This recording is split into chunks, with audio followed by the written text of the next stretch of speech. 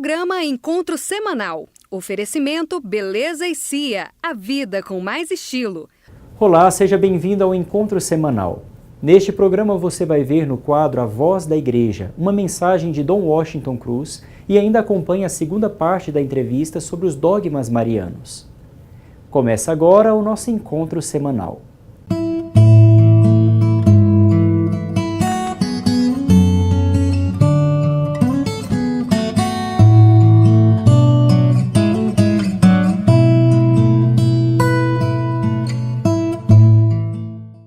Assista a reportagem sobre a Fazendinha do Senhor Jesus. Ela é uma comunidade terapêutica que se baseia no tripé da oração, do trabalho e disciplina. A Assopro, Associação de Promoção Humana, é uma instituição sem fins lucrativos que dá assistência a dependentes químicos.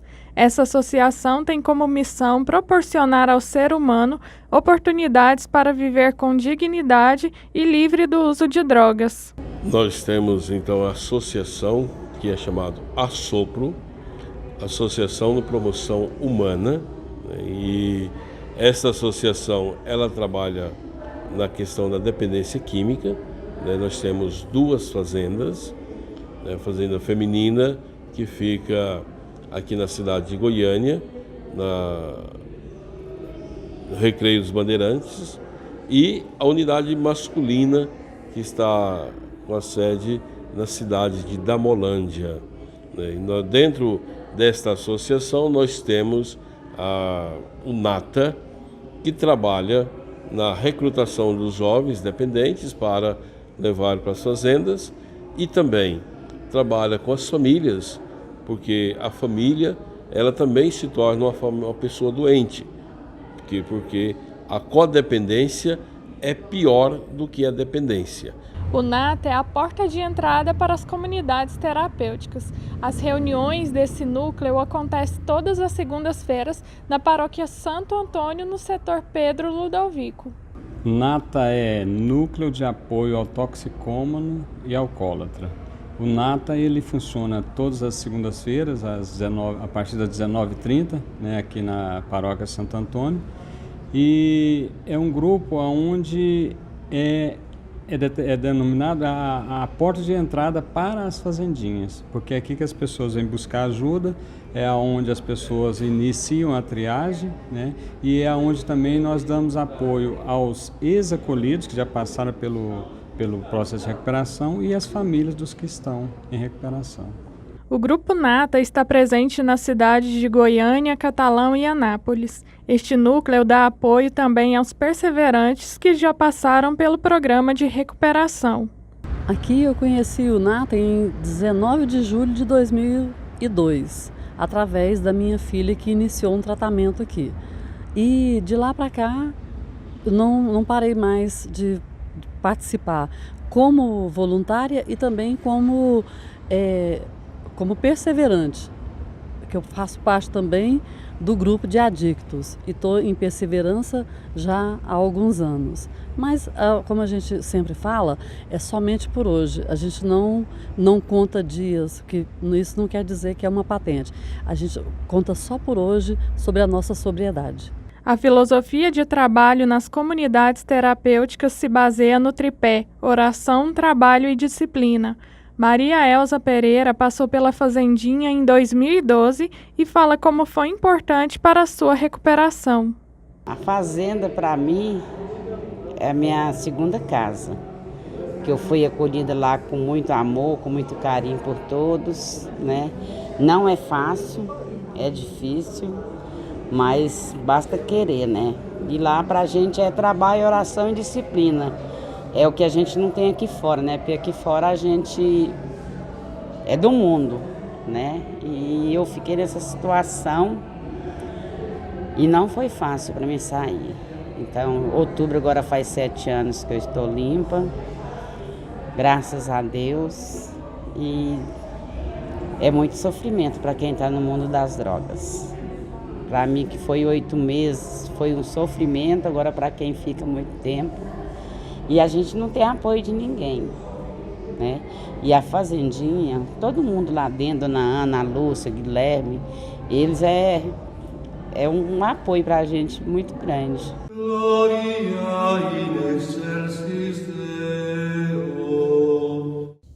Todos os anos a igreja celebra no quarto domingo da Páscoa, quando se lê, segundo o evangelista do ano, o Evangelho do Bom Pastor. Neste ano, o Evangelho de Lucas. Lucas fala sobre o bom pastor. Então a igreja lê exatamente no seu Evangelho aquelas palavras de Jesus: eu sou o bom pastor dá vida por suas ovelhas, e assim por diante. Ora, o Papa Paulo VI fez deste domingo, quarto da Páscoa, o Dia Mundial de Oração pelas Vocações Sacerdotais e Religiosas. De tal maneira que em todo o mundo, qualquer que seja a nação em que você esteja, qualquer que seja a comunidade que você viva, se reza, se celebra pelas vocações sacerdotais e religiosas. O Papa costuma mandar uma mensagem, a mensagem para o Dia Mundial das Vocações Sacerdotais e Religiosas. Este ano, provavelmente já mandou. Eu não tenho o texto em minhas mãos, mas é um texto que encoraja, que exorta a igreja a viver bem este dia e a cuidar para merecer as vocações sacerdotais e religiosas tão importantes para a vida da igreja no mundo. Nós precisamos de bons pastores. A igreja sem os pastores não sobrevive.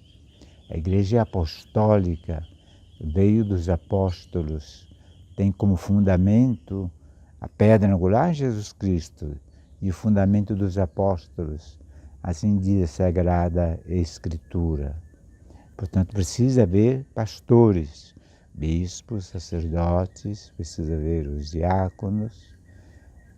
E depois se reza também pela vida religiosa, os membros da vida consagrada, que são todas as congregações religiosas, redentoristas, franciscanos, dominicanos, passionistas, capuchinhos, enfim, todas estas vocações, aí no caso são, na sua expressão masculina, tem as vocações de consagração especial masculinas, algumas delas, ou a maior parte delas, também revestidas do sacramento da ordem, e outros que não são apenas religiosos, consagrados.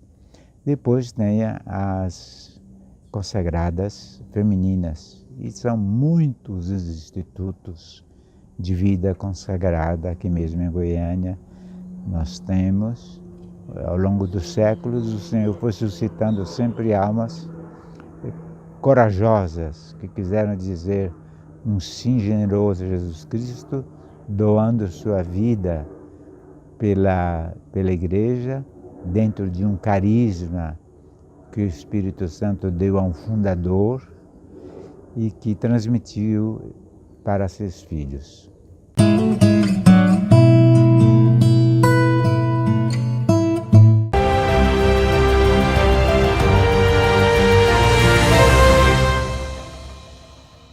No coração do Brasil, Goiânia recebe de 18 a 21 de julho o 11º Mutirão de Comunicação. O Centro Pastoral Dom Fernando, com suas novas instalações, está preparado para receber participantes de todo o território nacional. Com o tema Comunicação, Democracia e Responsabilidade Social, serão 3 dias intensos de convivência, palestras, grandes conferências, programação cultural e religiosa e peregrinação ao Santuário Basílica do Divino Pai Eterno. Esperamos por você. Venha viver essa experiência.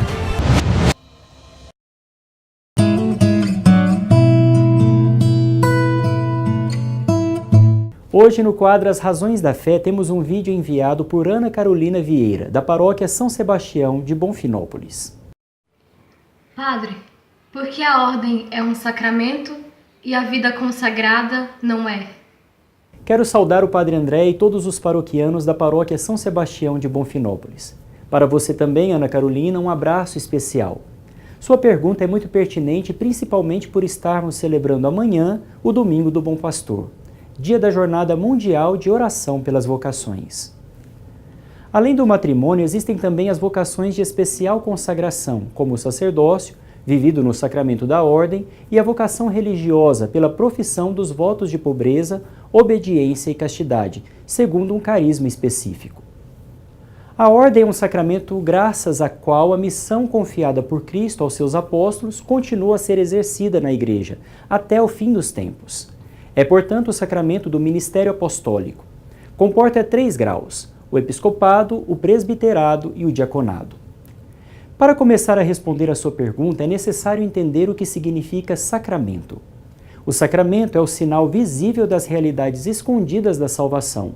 São instrumentos pelos quais o Espírito Santo difunde a graça de Cristo, que é a cabeça, na Igreja, que é seu corpo. A Igreja contém a graça invisível que ela significa e a comunica a nós. Eles são sinais sensíveis que, por palavras e ações, se tornam acessíveis aos nossos dias. Os sacramentos realizam de modo eficaz a graça que significam. Por isso podemos dizer que o sacramento da ordem torna o homem nos determinados graus que o compõem, configurado a Cristo e capaz de agir por palavras e ações na sua pessoa. Esta realidade se dá por meio de um sinal ao qual chamamos de sacramento. Por outro lado, a Santa Mãe Igreja instituiu sacramentais, que são sinais sagrados pelos quais os homens se dispõem a receber o efeito principal dos sacramentos, ou seja, torna o ser humano mais aberto à ação de Deus. A vida consagrada é um sacramental e não um sacramento, pois predispõe o batizado a viver de modo mais arraigado às graças sacramentais do batismo. Pela profissão dos conselhos evangélicos, pobreza, obediência e castidade, não se vive uma realidade escondida nos sinais, mas antecipa na terra a realidade que todos os fiéis viverão com Cristo no céu. Envie para nós um vídeo com a sua pergunta para o WhatsApp do programa Encontro Semanal, 99971-1422, ou uma mensagem pelo direct do Instagram que aparece agora na sua tela.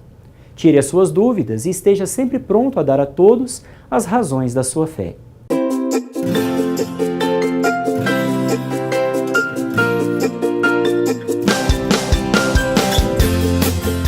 Acompanhe a reportagem da Paróquia São Cristóvão. Ela fica localizada no setor rodoviário e pertence ao Vicariato Oeste. A Paróquia São Cristóvão foi criada em abril de 1967. Goiânia estava crescendo de modo acelerado e Dom Fernando Gomes sentiu que havia a necessidade de se construir uma igreja no bairro dos Rodoviários. Eu mudei para Goiânia em 64, né? Daí, há menos de um mês, foi colocado cruzeiro para a edificação da Paróquia São Cristóvão, da Igreja São Cristóvão, que até então era a igreja. Colocou o cruzeiro, né? Daí o povo ajuntou, porque quase não tinha igreja aqui perto, fez uma capelinha, né? Aí, isso foi em 64, 1964. Em 1966, a planta dessa igreja já estava pronta e eles já deram início à edificação dessa igreja. Aí o pessoal foi ajuntando, porque era muita gente, a participação era muito boa, devido ter pouca igreja perto, foram construindo até que chegou a esse ponto. E desde então eu estou aqui. Agora, que eu servi, assim, falar, eu vou tirar o tempo para me servir a minha igreja, eu servi aqui 45 anos. A paróquia mantém ativos movimentos e pastorais sustentados pela atuação leiga. Lira Moema serve há 35 anos. Ela nos fala sobre sua alegria de participar da comunidade. É uma alegria, uma satisfação, é com amor. É porque tudo que você faz para Deus dentro da igreja tem que ser com amor. E o que eu faço dentro da igreja é por amor e dedicação. Por tudo que Deus me deu, por tudo que Deus me dá, no dia a dia, o meu reconhecimento e a minha oferta é o serviço da igreja. A paróquia São Cristóvão está localizada na região comercial de Goiânia. São Cristóvão é conhecido como condutor de Cristo e representa uma das devoções mais populares e mais antigas da Igreja Católica. Nós fomos fazer uma viagem para o Araguaia, a gente sempre ia todo ano, íamos e não vamos, só para o Araguaia. A gente estava indo e deu uma tempestade fortíssima, fortíssima. Aí meu marido, já era escurecendo, meu marido pegou, foi mais devagar, aí passou aquela chuva. E aí ele pisou um pouco mais. Quando já eram umas 8 horas, deu de testa com uma árvore atravessada no asfalto. Ele estava mais de 80, aí ele, São Cristóvão. E ele freou o carro em cima daquela árvore. Saiu uma pessoa de vermelhinho por de lá da árvore. De vermelhinho veio, meu esposo pôs o braço para fora do vidro do carro, pegou na mão dessa pessoa, ele falou, vai embora meu filho, meu irmão, segue a sua viagem, mas vai devagar porque tem mais árvores caídas aí para frente. A gente vai contar isso, às vezes as pessoas que é meio incrédula, pensam que é um conto de fadas, que é uma fantasia, é um sonho, mas pra gente que acredita, que tem fé, foi o próprio São Cristóvão, foi ele que acudiu. Meu marido viaja há 46 anos. Ele nunca teve um acidente na estrada. E ele sempre devoto. O banco do lado dele, ele sempre deixa vazio e fala, São Cristóvão está comigo, Jesus está comigo. É o companheiro dele do banco do carro.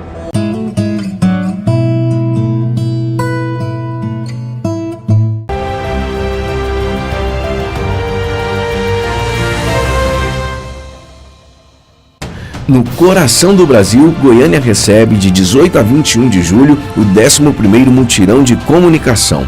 O Centro Pastoral Dom Fernando, com suas novas instalações, está preparado para receber participantes de todo o território nacional. Com o tema Comunicação, Democracia e Responsabilidade Social, serão 3 dias intensos de convivência, palestras, grandes conferências, programação cultural e religiosa e peregrinação ao Santuário Basílica do Divino Pai Eterno. Esperamos por você. Venha viver essa experiência.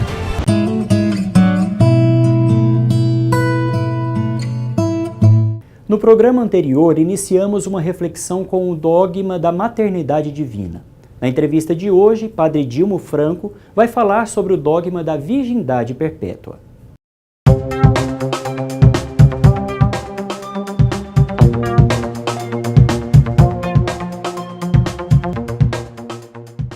Padre Dilmo, o que é o dogma da virgindade perpétua? Então, o dogma da virgindade perpétua foi definido em 1555 no Concílio de Trento, porque estava novamente sendo questionada a virgindade de Maria, dizendo que ela tinha outros filhos além de Jesus. Então lembra que sempre quando algo está sendo questionado, a Igreja se manifesta para que seja preservada a verdade da revelação. Os dogmas são revelados. Tem que ter um embasamento escriturístico, não é vontade do homem ou sentimentalismo, não, está na Sagrada Escritura. Então a virgindade foi definida no Concílio de Trento dizendo que Maria é virgem antes, durante e depois do parto. Antes ninguém questiona, né? Antes era virgem sim, né? Porque Isaías capítulo 7 vai dizer, eis que uma virgem conceberá e dará à luz um filho. Então isso é tranquilo. Agora, durante o parto, como pode ser virgem durante o parto? Então a gente vai lembrar que, primeiro que ela concebeu virgem. Quem é que já concebeu virgem? Então, Maria concebeu virgem. São Gregório Magno, ele vai dizer o seguinte, que assim como Jesus, depois da ressurreição, entrou na sala onde eles estavam reunidos, a portas fechadas, ele também entra no seio de Maria com as portas fechadas. Assim como a luz passa pela vidraça, sem quebrar a vidraça, Deus também passa pela vidraça, sem quebrar a vidraça, sem romper a vidraça, para dizer que para Deus nada é impossível, para Ele tudo é possível. E também lá em Isaías capítulo 66 vai dizer que eis que uma mulher, antes de sentir as dores do parto, ela deu à luz. Ora, se não sentiu dores do parto, é porque não houve rompimento, não houve nada que causasse dor. Então um parto que foi virginal. E também porque ela era concebida sem pecado original e justamente a dor é fruto do pecado. Então Maria é aquela que não tem pecado nenhum. E depois do parto, tem um questionamento muito grande, né? Que lá em Mateus 1,25 vai dizer assim, que José não conheceu Maria até que Jesus nasceu. Então muitos começaram a dizer que depois que Jesus nasceu, José conheceu Maria. Mas aí a gente vai dizer que essa partícula até que, ela não quer dizer no futuro, ela está dizendo no passado. Vamos pegar um exemplo lá em Gênesis, quando Noé pega um corvo e o solta e diz assim, olha, e o corvo, Noé soltou o corvo e ele não voltou até que as águas secaram. Ou seja antes das águas secarem ou depois que as águas secaram, o corvo não voltou mais. Ou senão Micol, lá em Davi, quando ele entrou em Jerusalém com a Arca da Aliança, estava seminu, dançando, e Micol olhou ele lá de cima e o desprezou. E a Sagrada Escritura disse que Micol não teve mais filhos até o dia da sua morte. Então, ou seja, ninguém vai dizer que depois da morte dela, ela teve mais filhos. Então, o fato de ter essa partícula até que Jesus nasceu, está mostrando na dimensão do passado e não na dimensão do futuro, que depois daquilo Maria conheceu José. E uma coisa muito firme que a gente vai ver, inclusive referir no programa passado, é que Jesus na cruz olha para Maria e diz, mulher, eis aí o teu filho. Se ele tivesse irmãos, ele não precisaria fazer isso, porque para o judeu é muito precioso o cuidado com a mãe. Imagine se vai deixar uma mãe abandonada, nunca, porque estaria condenada à morte. E ele a entrega a João, que é irmão de Tiago, justamente por quê? Porque ele não tem irmão. Se tivesse, teria entregue aos irmãos. E se entregou a João, é porque ele não tinha outros irmãos. Como os cristãos podem viver este dogma? Valorizando a virgindade, valorizando a castidade. Quando a igreja ensina a virgindade, a castidade, é uma pedagogia para o matrimônio. Aquele que é capaz de viver renúncias durante o namoro, durante a sua vida da juventude, ele é testado na sua disciplina e ele é capaz de aprender a dizer não a si mesmo. De maneira que um dia, quando vem a se casar, vai ter tentações fora também. Mas como ele aprendeu a disciplina da sua castidade, ou seja, às vezes tem vontade, mas sabe que não convém e aprende a dizer não a si mesmo, depois de casado também, aprende a dizer não à tentação. Muitos matrimônios são destruídos, não são hoje, mas é lá atrás, na maneira como viveram a sua juventude, satisfazendo todos os seus desejos. Nunca aprenderam a dizer não a si mesmos. E quando casam e aparece a oportunidade, não sabe dizer não a si mesmo. Às vezes até gostaria de não ter feito aquilo, mas não conseguem vencer a tentação. Então é valorizar a virgindade, acolher esse ensinamento, buscando a pureza de coração, como diz Jesus em Mateus capítulo 5, bem-aventurados os puros de coração, porque eles verão a Deus. Muito obrigada, Padre Dilma. No próximo programa você vai conhecer um pouco mais sobre o dogma da Imaculada Conceição de Maria. Até a próxima!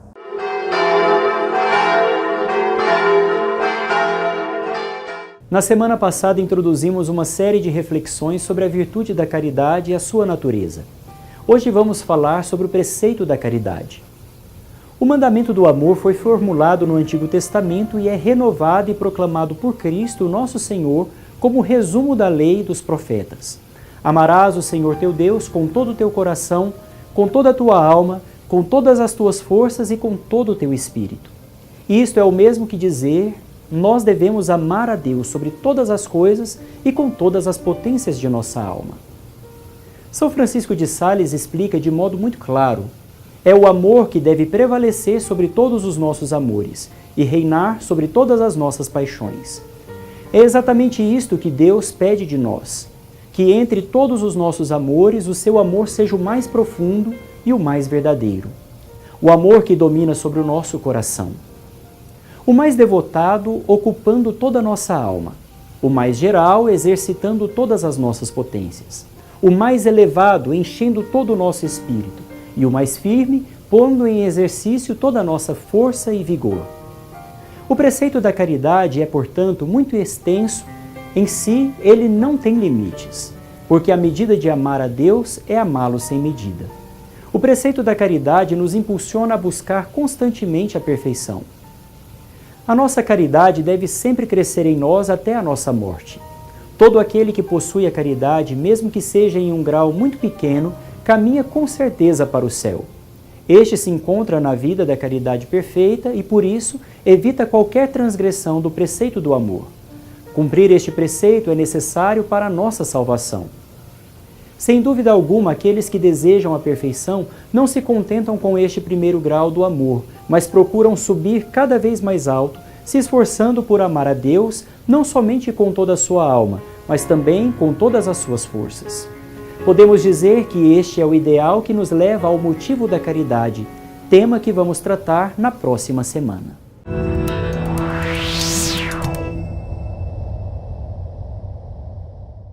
O Vicariato para a Comunicação é um espaço de trabalho permanente em favor da viabilização dos projetos pastorais da Arquidiocese, no que se refere às suas necessidades de comunicação. Cuidando da ação evangelizadora no campo da comunicação, Eliane Borges é coordenadora do espaço e conta um pouco da realização deste trabalho. Então, o Vicariato para a Comunicação é a expressão da comunicação integrada da Arquidiocese de Goiânia, que congrega as ações e os projetos de comunicação no âmbito envolvendo também a pastoral de comunicação. O Vicom alcança diversas plataformas de comunicação, sendo responsável pelo jornal impresso Encontro Semanal, atualização do site e redes sociais da Arquidiocese de Goiânia. Esses meios colaboram para que a comunicação chegue a um público maior. A base da comunicação, quando é uma comunicação voltada para a ética, né, para o bom profissionalismo, para uma comunicação voltada para a verdade e a paz, tem lugar em qualquer lugar, né? Em qualquer ambiente, em qualquer órgão, em qualquer veículo de comunicação. Mas a característica do nosso trabalho é especificamente essa, é auxiliar, ser instrumento de evangelização. Para levar a comunicação da Arquidiocese de Goiânia, onde os meios tecnológicos têm as suas limitações, surgiu o impresso Jornal Encontro Semanal. O objetivo dele foi somar na comunicação da Arquidiocese, né? Foi para somar e para chegar a todas as paróquias da Arquidiocese, levando um conteúdo diversificado de formação e informação. A equipe do jornal trabalha envolvida o tempo todo na maioria das ações: edição, reportagem, assessoria, designers. O processo é feito assim em 2 dias, né? Tem a reunião de pauta, aí a gente fecha o jornal, o editor escreve, né? E tem a revisão, aí passa as matérias já para mim para eu diagramar. A questão de fotos também, tem um fotógrafo também que ajuda. Então é um processo assim mais em equipe. Mesmo trabalhando com as novas tecnologias, o Vicom acredita na importância e na força do jornal impresso. É preciso que a igreja tenha veículos pobres para evangelizar os pobres, né? Então, o jornal impresso eu vejo ele dessa forma. Tem a internet, tem os meios tecnológicos, mas nenhum meio substitui o outro, assim como o cinema não substitui o teatro, assim como a televisão não substitui o rádio. E hoje eu acredito nisso também. A internet ela não substitui o impresso, porque a gente tem os idosos, tem pessoas mais carentes que não têm acesso, né? Nós que temos acesso à internet, acredito que 100% da população tem. Mas pesquisas dão conta de que isso não é verdade, né? Não é 100% da população que tem acesso ao conteúdo interativo. Então, assim, esse veículo pobre, como o Dom Valdemar falava, ele chega às pessoas mais pobres. Chegamos ao final de um encontro. Você pode assistir todas as edições do nosso programa no YouTube da Arquidiocese de Goiânia e também nos acompanhar pelas redes sociais, Facebook e Instagram. Nos vemos na próxima semana no nosso encontro semanal.